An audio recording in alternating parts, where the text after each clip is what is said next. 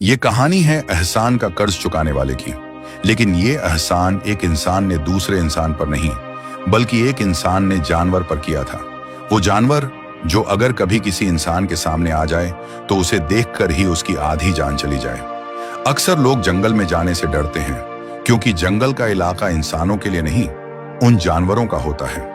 ऐसे ही एक चीते ने एक इंसान के साथ क्या किया, ये बताने वाली ये कहानी है। क्यों एक चीता दिन रात लगातार 2 दिनों तक एक बूढ़ी औरत के पास बैठा हुआ था। ऐसा क्या हुआ था कि वो बूढ़ी कुछ कर नहीं पा रही थी उस चीते से बचने के लिए।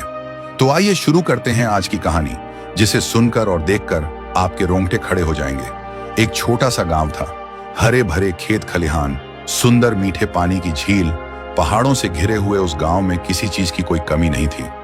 गांव के ज्यादातर लोग खेती करते थे। सुबह तड़के उठकर अपने खेत में चले जाते थे, दिन भर काम करके शाम को सूरज ढलने के समय घर लौट आते थे। उसी गांव में रहती थी एक बूढ़ी दादी, जिसका नाम था माणिक। माणिक दादी लगभग 70 साल की हो गई थी। उसके सिर्फ चेहरे पर ही नहीं, हाथ और पैरों पर भी झुर्रियों ने अपने निशान बना लिए थे। उसकी त्वचा लटकने लगी थी। उसकी बूढ़ी आंखें अब ज्यादा दूर तक देख नहीं पाती थी। वो एक विधवा थी और कुछ सालों पहले उसके पति की रहस्यमय तरीके से मौत हो गई थी। माणिक दादी और उसके पति जंगल में जाकर दुर्लभ जड़ी बूटियां ढूंढकर लाते थे और उनकी दवाइयां बनाकर गांव में बेचते थे। गांव में दूसरा कोई वैद्य नहीं था। गांव वाले सब लोग माणिक दादी के बनाए हुए दवाइयों को खाकर तंदुरुस्त रहते थे। माणिक दादी इतनी बूढ़ी होने के बाद भी अकेले जंगल में जाकर जड़ी बूटियां लेकर आती थी। एक बार वो ऐसे ही जंगल में जाने के लिए घर से बाहर आई थी। अब वो पहले की तरह तेजी से चल नहीं पाती थी।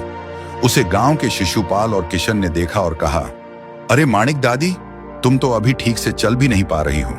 क्यों जाती हो जंगल में? पता नहीं वहां कब कौन सा खतरा सामने आ जाए। हाँ, किशन सही कह रहा है दादी, अब इस उम्र में ऐसा खतरा मोल लेना क्या सही है। शिशुपाल ने किशन के कहने में अपनी हामी भरी। उन दोनों की बात सुनकर माणिक दादी हल्के से मुस्कुराई। उसने कहा, तुम दोनों जो कह रहे हो वो सही है बच्चों, लेकिन मुझे अपना पेट पालने के लिए ये काम करना ही पड़ेगा। अगर दवाई नहीं बेचूंगी तो पैसे कैसे कमाऊंगी? मेरा तो कोई बेटा या बेटी भी नहीं है जो मुझे पाल सके। दादी की ये बात सुनकर किशन ने फिर कहा, दादी, आज तक आपने इतने गांव वालों का इलाज करके उन्हें स्वस्थ किया है। अब हम सबका भी फर्ज है कि आपके लिए कुछ करें। हम सब मिलकर आपका ध्यान रखेंगे, आपके सब खर्चे उठाएंगे, लेकिन आप जंगल में मत जाया कीजिए।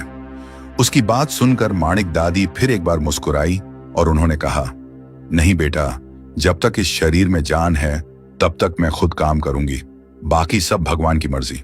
ऐसा कहकर माणिक दादी अपनी छड़ी पकड़कर जंगल में चली गई। जंगल में जाकर उसने अपनी हमेशा वाली जगह पर जाकर जड़ी बूटी तोड़ने लगी। उसे हर समय ऐसा लग रहा था कि कोई उस पर नजर रखे हुए है, लेकिन वो घबराई नहीं। उसने अपनी छड़ी पास ही रखी थी। उसने ध्यान से जड़ी बूटियां तोड़ी और धीरे धीरे चलकर गांव में वापस आई। अपने थरथराते हुए हाथों से पत्थर पर जड़ी बूटी पीसकर उसकी दवाई बनाकर कांच की शीशियों में भरकर रख दी। शाम होने के बाद शिशुपाल भागते हुए आया और उसने माणिक दादी से कहा, दादी दादी, जल्दी दवाई दे दीजिए, मेरी बेटी अचानक बुखार से तप रही है। माणिक दादी ने शिशुपाल से पूछा, क्या तुम्हारी बेटी पानी में भीगी थी? शिशुपाल ने कहा, हाँ, आज वो नदी में तैरने गई थी, उसके बाद ही उसे बुखार चढ़ा है। माणिक दादी ने कहा और एक शीशी उठाकर शिशुपाल के हाथ में रखी। ये दवाई तुम्हारी बेटी को अभी पिला दो, सुबह तक उसे आराम आ जाएगा। शिशुपाल ने माणिक दादी को पैसे दिए और कहा, दादी, सुबह मैं तुम्हें जंगल में जाने से मना कर रहा था, लेकिन आज अगर तुम नहीं होती तो पता नहीं मेरी बेटी को समय पर दवाई कहां से मिलती। माणिक दादी ने कहा, कोई बात नहीं, अब जल्दी जाकर बेटी को दवाई पिला दो। शिशुपाल फिर एक बार माणिक दादी को धन्यवाद देकर घर चला जाता है। ऐसे ही माणिक दादी जंगल में जाकर जड़ी बूटियां तोड़कर ले आती थी। जब जब वो जंगल में जाती थी, उसे ऐसा लगता था कि कोई उसे छुपकर घूर रहा है, लेकिन इतने सालों की आदत की वजह से अब उसे डर नहीं लगता था। उसके पति जब जिंदा थे तब वो उनके साथ रोज जंगल में जाती थी, इसलिए वो जंगल के छप्पे छप्पे से वाकिफ थी। एक दिन गांव की ही एक औरत बिंदिया माणिक दादी के पास आई और उसने कहा, दादी, मेरी शादी को 6 साल हो गए हैं, लेकिन अभी तक मुझे बच्चा नहीं हो रहा है। तुम तो गांव के सब लोगों को दवाई देकर ठीक करती हो, तो मुझे भी कोई ऐसी दवाई दे दो जिससे मुझे बच्चा होने में आसानी हो जाए। नहीं तो मेरी सास मेरे पति की दूसरी शादी करवा देगी। ये सुनकर माणिक दादी ने कहा, चिंता मत करो बेटी, ऐसी एक जड़ी बूटी है जिससे तुम्हें बच्चा होने में आसानी होगी, लेकिन वो दवाई अभी मेरे पास नहीं है। मैं कल जंगल में जाकर वो जड़ी बूटी लेकर आती हूँ, फिर तुम्हें दवाई बनाकर दे दूंगी। बिंदिया ने झुककर माणिक दादी को प्रणाम किया और चली गई। अगले दिन माणिक दादी हमेशा की तरह जंगल में गई। बिंदिया के लिए वो खास दवाई खोजने के लिए जंगल के और अंदर चली गई थी। उसे वो जड़ी बूटी दिखाई दी और वो खुशी से उस जड़ी बूटी लेने जाने लगी, लेकिन तभी उसका पैर फिसल गया और वो एक गड्ढे में जाकर गिर गई। शाम हो चुकी थी और अंधेरा होने लगा था। आसपास ऐसा कोई नहीं था जो बूढ़ी माणिक दादी की मदद करे।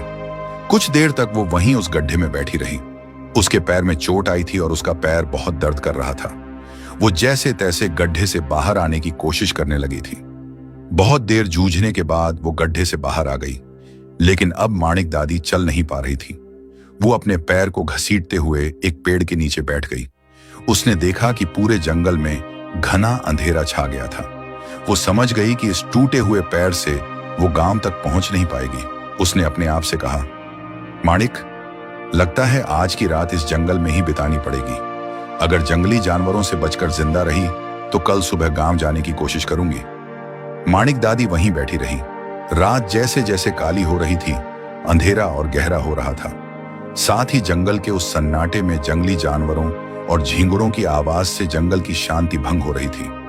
बूढ़ी माणिक दादी के पास ना तो खाने के लिए कुछ था और ना ही प्यास बुझाने के लिए पानी। भूखी प्यासी वो बहुत देर तक वैसी ही बैठी रही और कुछ देर के बाद वहीं उसकी आंख लग गई। कुछ देर के बाद उसने महसूस किया कि जैसे उसके आसपास कोई है। उसने अपनी आंखें खोली और सामने देखा कि अंधेरे में दो आंखें पीली चमक रही हैं। धीरे धीरे वो आंखें उसके पास ही आ रही थीं। कुछ ही देर के बाद उन दो चमकती पीली आंखें उसके बिल्कुल नजदीक आ गईं और एक बड़ा चीता माणिक के पास आ गया। वो चीता माणिक को घूर रहा था।